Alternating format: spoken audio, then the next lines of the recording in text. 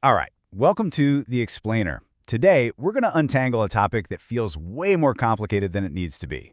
We're diving into the world of digital audio formats, and I promise by the end of this, it's all going to make perfect sense. Yeah, you know what I'm talking about. You go to download a song or record a quick voice memo, and you're hit with this jumble of letters. WAV, FLAC, MP3. It's a total alphabet soup. And it's like, which one am I supposed to use? Why are there so many? Well, here's the secret trick for today's explainer. We are going to crack the code on all these audio formats by using an analogy you already get. We're going to pair each one with its visual cousin, an image format. It sounds simple, and it is, and it makes everything just click. Okay, let's kick things off at the very top. We're starting with the highest quality options out there. These are the formats you use when you absolutely, positively cannot lose a single speck of the original information. We're talking about the digital purists. Now, before we get to our first pair, we got to get one key term straight: lossless.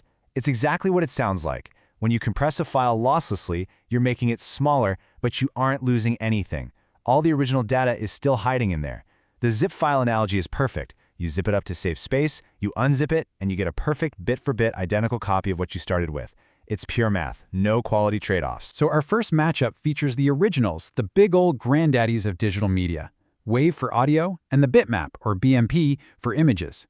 Think of these as the big, bulky, straight-out-of-the-camera, raw files. And the family resemblance here is pretty uncanny. Both are totally uncompressed. That just means they are raw, unfiltered data, which is why the file sizes are absolutely massive. They're also both really old, kind of legacy formats. And here's the fun fact: they were both developed by Microsoft way back in the day. They really are the original digital blueprint. Okay, so if WAV and BMP are the old, inefficient originals, what's the modern, smarter way to get that same perfect quality? Well, that brings us to our next pair: FLAC for audio and PNG for images. And this is where that whole lossless compression thing we just talked about really shines. Both FLAC and PNG use that clever trick. They shrink the file size down, sometimes by a lot, but when you open them up, they are mathematically identical to the original source. They're the perfect space-saving copies. But here is the real game changer. This is a huge deal. Both of these formats are royalty-free. What that means is that anyone, any developer, any company can build them into their software or their hardware without having to pay a license fee. And that one feature is why they became the absolute gold standard for archivists, for artists, for anyone who's serious about quality. So we've seen perfection, but let's be real. Most of the time, in our day-to-day lives, we're not looking for perfection. We're looking for convenience. We're willing to make a trade-off. And that brings us into the world of lossy formats. So what does lossy actually mean? Well, think of it like a one-way street. To get those file sizes way down, the compression algorithm permanently throws information away. It makes an educated guess about stuff your eyes won't miss or sounds your ears probably can't hear, and it just deletes it. You can never get that data back, but what you get in return is a tiny file. And speaking of lossy, we have to talk about the undisputed kings, the pair that basically built the consumer internet as we know it: MP3 and JPEG. If you were downloading anything in the late 90s or 2000s, your entire digital life ran on these two. Their shared DNA is all about one thing: ubiquity. Sure, they're lossy.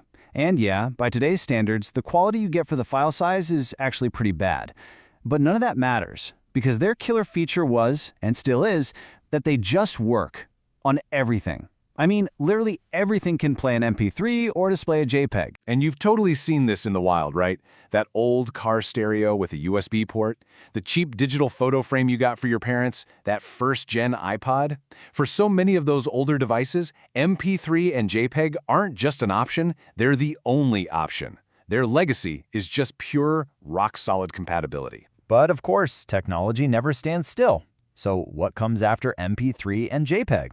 Well, meet their modern successors: AAC for audio and HEIF for images. You might actually know HEIF as the format your iPhone defaults to for all your photos. Now, the crucial thing to get here is the trade-off. The advantage is super clear. Both AAC and HEIF give you way better quality for a file of the same size. They're just more efficient. But there's a catch, because they are newer and, importantly, they are royalty burdened, meaning companies have to pay to use them. They just aren't as widely supported. It's why they're all over Apple products, but you still can't be 100% sure they'll work everywhere else. Okay, for our final category, we're looking at the true specialists. These aren't formats that you're going to be saving to your hard drive very often.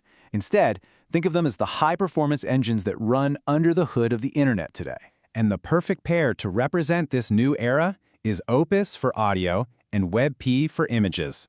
These two were, quite literally, born from the web for the web. So what's their deal? One word: efficiency. Extreme efficiency.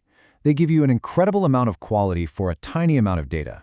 It's why you'll find Opus running your Discord voice chats and WebP making websites load lightning fast. The only real limitation? They pretty much live inside web browsers. Most other apps on your computer wouldn't even know what to do with them. All right, our last comparison is the most abstract one, but it's also, I think, the coolest. Let's talk about MIDI for audio and SVG for images. Now, these are fundamentally different from everything else we've looked at. They aren't recordings, they're not even data, they are instructions. Let's break this down. Think of it like a recipe, not the finished meal. A MIDI file doesn't actually contain any sound. It just has a set of instructions, like play a middle C for 1 second at this volume. Same for SVG. It doesn't have pixels. It just says, draw a red circle with this radius at these coordinates. Then, a program, like a synthesizer or your web browser, reads that recipe and cooks up the music or the image from scratch right on the spot. Phew. Okay. We have covered a lot of ground here, from these massive raw files all the way to tiny little instruction manuals. So that brings us to the ultimate question, right? With all these choices, which one is actually the best? Which one wins? Well, spoiler alert, there's no single winner. The best format depends completely on what you're trying to do. So think of this as your practical takeaway toolkit.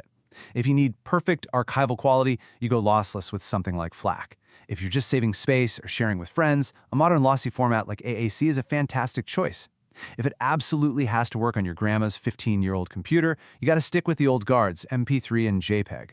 And for everything on the web, don't even worry about it. Just trust that your browser is already picking the best tool for the job behind the scenes. And that leaves us with one final thought to chew on. You know, as our internet connections get faster and faster, and almost all of our media is just streamed to us instantly, are we heading for a future where the actual file format just doesn't matter to us anymore? Will the only bottleneck we care about be the speed of our connection? Something to think about. Thanks for joining this explainer.